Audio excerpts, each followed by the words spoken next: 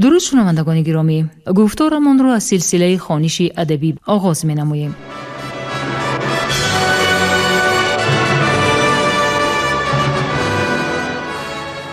با توجه شما کتاب کسینوفونت تحت عنوان کروشنامه در ترجمه، تحریر، سرسخن و توضیحات دکتر علم‌های فلسفه پروفسور رمضان نظریف در قرائت کارمند شایسته تاجیکستان علیزاده عبدالرشید خوجمقل تقدیمتان می‌گردد.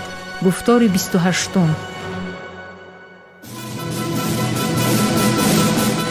سلسله مذکور با هدایت و دستگیری اساسگزار صلح و وحدت ملی پیشوای ملت پرزیدنت جمهوری تاجیکستان محترم امامعلی رحمان به چاپ رسید.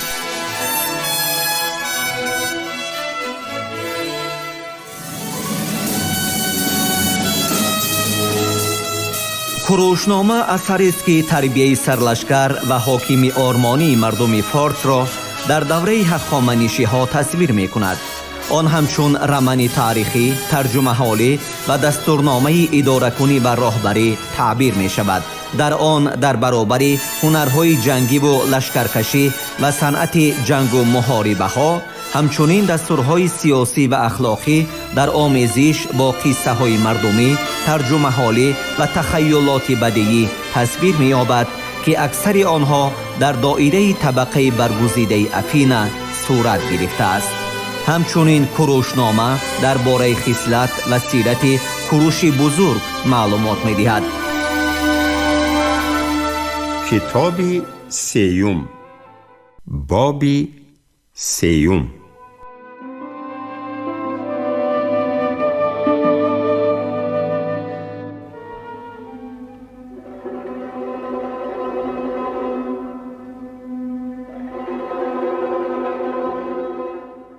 کوروش در آخری سخنرانیش فرمود که گلچنبرها را از سرشان نفرآورده به ضیافت حاضر شوند و به شرف خدایان مراسم میریزی را به جا آورده با همان گلچنبرها به گروه‌های جنگیشان روند.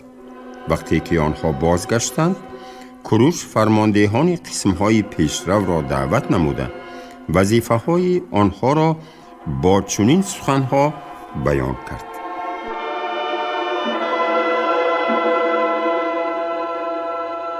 جنگاوران پارسی، شما به درجه هاماتیمیم گذشتید و به برگزیدگان تعلق دارید. شما را با بهترین ها برابر می دانند و در هوشیاری و ذکاوت باشد شما حتی از دیگران والاتر و در طول سالها حکیمتر شده اید و شما در صفها از آنهایی که در پیش ایستادند مقامی نکمتر شرفمند را اشغال کرده اید. در صفهای قفا قرار گرفته خود را در پیش جنگاوران دلیرانه مبارزه برنده تصور نموده امکان دارید که آنها را روح بلند کنید و در آنها جسارتی باز هم بیشتر پرورید. اگر کسی ناتوانی ظاهر کند شما آن را مشاهده کرده نگذارید که آنها نامشان را به ترسانچکی داغدار نمایند. در این سن و سالتان و با برداشت سلاح‌های وزنین به شما پیروزی بیشتر از دیگران لازم است.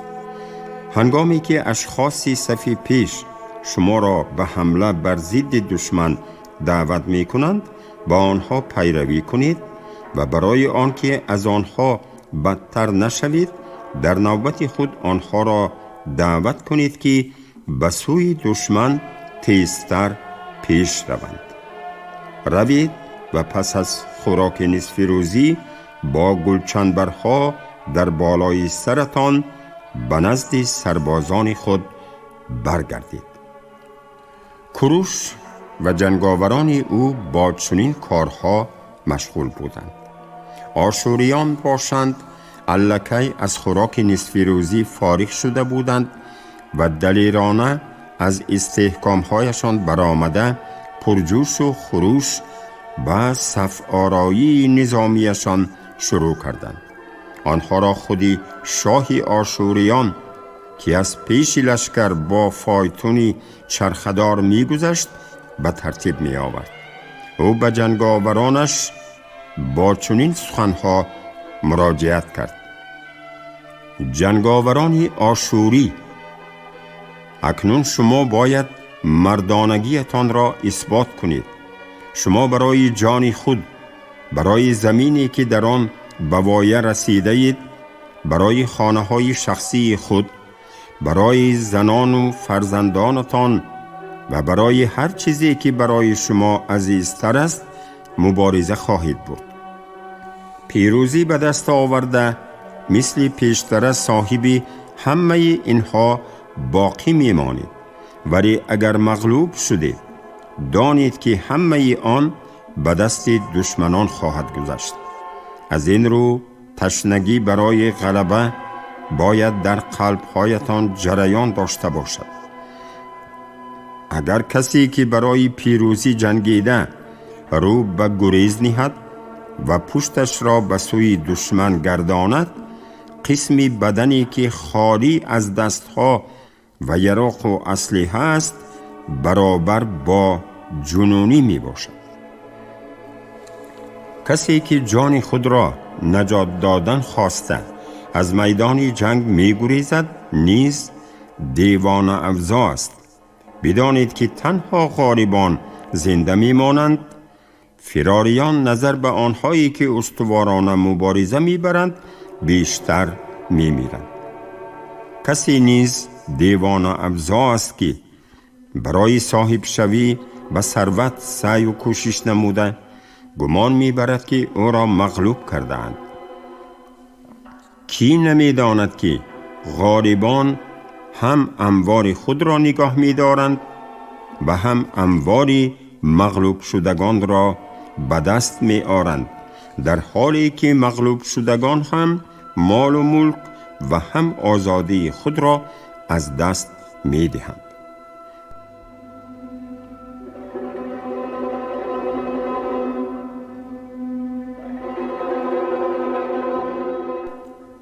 چنین گفت شاه آشوریان که اکثر باشد توسط قاصدانش به کوروش خبر داد که برای حمله به دشمن فرصتی مناسب ترین فرا رسیده است. در عین زمان او گفت: از حدود استحکام ها باز شماره نه قدر زیادی دشمنان بیرون برآمدند، ولی تا دمی که ما به آنها نزدیک شدن میگیریم تعدادشان باز هم زیادتر خواهد شد. بیایید منتظر نشویم که دشمن از روی شمارهشان نسبت بر ما برتری پیدا نکند، بلکه به آنها حمله کنیم، در حالی که ما حالا بر آن امید داریم که بدون کوشش های زیاد غلبه به دست خواهیم آورد.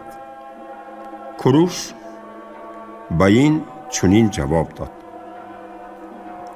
که اکثر اگر شماره دشمنان مغلوب شده از نصف شماره عمومی آنها کمتر باشد، ایشان اظهار کرده می توانند که ما گویا از تمام لشکرشان ترسیده ایم و بنابراین فقط به یک قسم آن هجوم کرده ایم.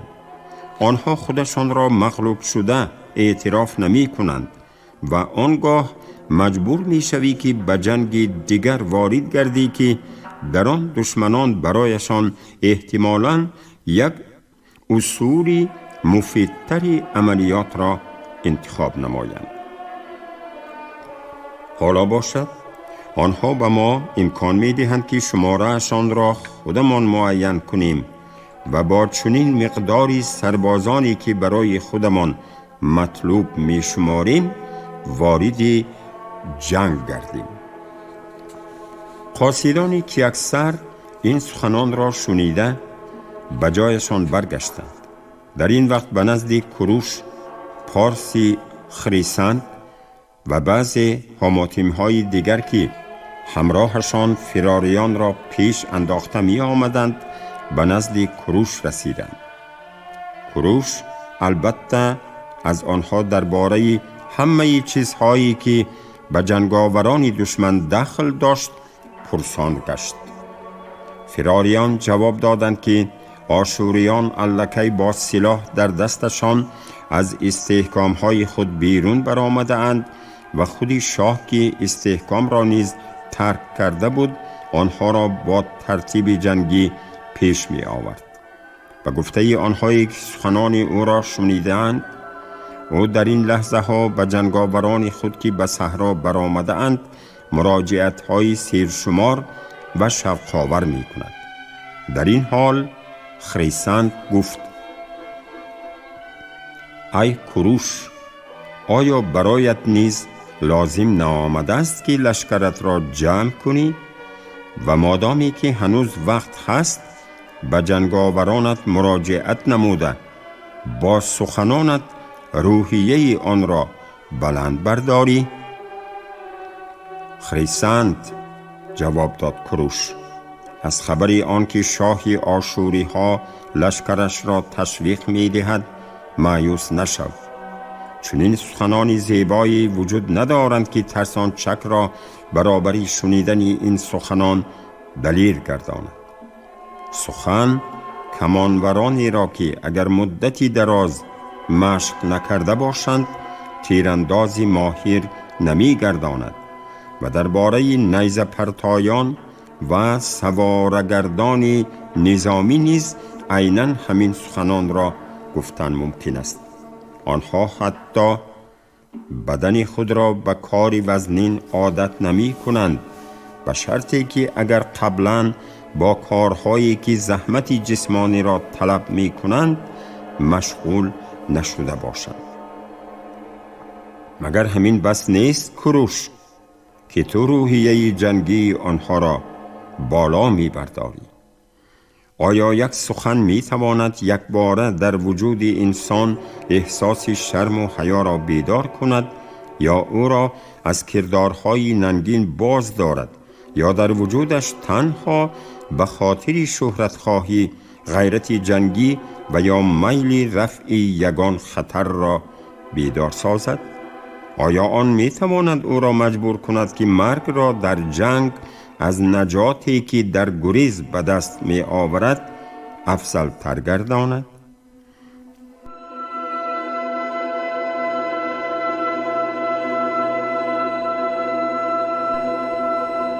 اگر خواهید که آدمان را چنین حسیات فراگیرند و به آنها صادق باقی مانند، پس قبل از همه قانونهایی را مقرر کردن لازم است که موافق آنها به شجاعتمندان و دلاوران شأن و شرف و آزادی داده شده ترسانچک ها به چنین شرمندگی گرفتار گردند که زندگی پر از اندوهشان برای آنها طاقت فرسا باشد.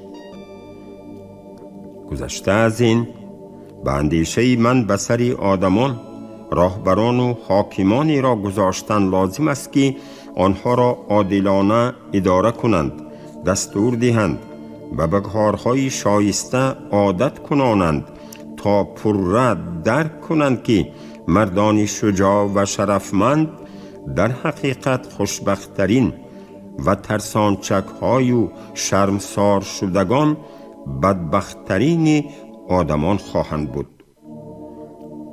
محض چنین احساسات باید جنگاورانی را الهام بخشد که از آنها آدمان انتظارند که تربیه گرفتهشان در نزد ترس از دشمن قوی تر خواهد بود. اگر هر لحظه ای که آدمانی سلاح به دست به جنگ می درآیند و در این حال بسیاری آدمان آن چیزی را که کیها آموختند به فراموشی می برند و کسی که به مثل خوانش بدیعی شعری را قرائت کرده یک باره آنها را دلاور و شجاع کرده می توانست، پس این کاری آسان ترین می بود و به آدمان از خود کردن و تعلیم دادن بزرگترین فضیلتی می بود که تنها به آنها خاص است. من باشم با استواری آدمانی که حالا خودمان آنها را تربیت کرده ایستاده ایم تکیه نمی کردم اگر حضور شما نمی بود. با آنها مثالی نشان می دهید که جنگاور باید چگونه باشد و اگر چیزی را فراموش کنند آن را به ایشان خاطر رسان می نماید. درباره آدمانی که فضیلت‌های جنگی را عموماً یاد نگرفتند پس خریسند من خیلی متحیر می شدم اگر یک سخنی زیبایی که در نزد آنها گفته می شود در وجودشان جسارت بیدار می کرد و آن در مقایسه با سرودی زیباست که به آدمان هنری موسیقی را تعلیم می داد که هیچگاه قبلا موسیقی نآموختند. خریسند شاید تلفظ یونانی نام تاجیکی خرسند باشد. شرح مترجم تاجیکی کتاب. صحبت بین آنها در همین روحیت دوام می‌یافت. در همین حال که اکثر باز قاصدانش را فرستاده به کوروش خبر رساند که اگر او دودیلگی کرده در حال بر ضد دشمنان نبراید خطا می کند.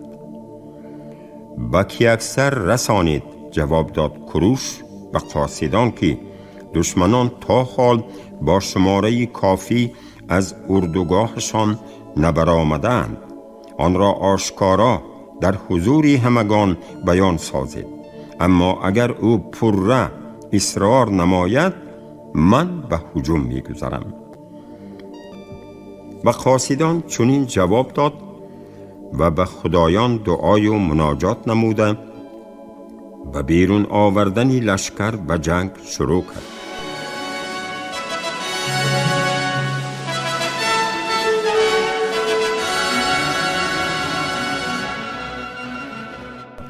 او در حال با قدم زنی های با سرعت جنگاوران را به پیش برد و آنها با ترتیب پره حربی از پس او روانه گشتند و ایشان سربازانی بودند که به قدم زنی با سرعت در صف نظامی عادت کرده بودند، زیرا که آنها را روحیه رقابت با همدیگر فرا گرفته بود و این چنین از سبب آنکه همه فرماندهانشان پیش از آنها قدم می زدند. آنها با درک عهده‌داریشان خرسندانه به جنگ می شتافتند، چون که آنها می دانستند که این حقیقت را از تجربه دور و درازی پیشتره برداشتند که بی‌خوف‌ترین و آسانترین پیروزی بر دشمن جنگ در مسافه نزدیک با او، خصوصاً با کمانبران، نیزه‌پرتایان و سواران وی می باشد. وقتی که آنها هنوز در مسافه دستنارس تیرهای دشمن قرار داشتند، کوروش سخنی رمزی را انتقال داد: زیوس همپیمان و پیشوا. پس از آن که سخنی رمزی تا به گوش همه رسید، عکس آن دور زده به نزد او برگشت. کوروش چون عادت به سرودن پیان آغاز نمود و همه سربازان به خاطر احترام خدایان آن را با آوازی بلند و به زمزمه آن شروع نمود.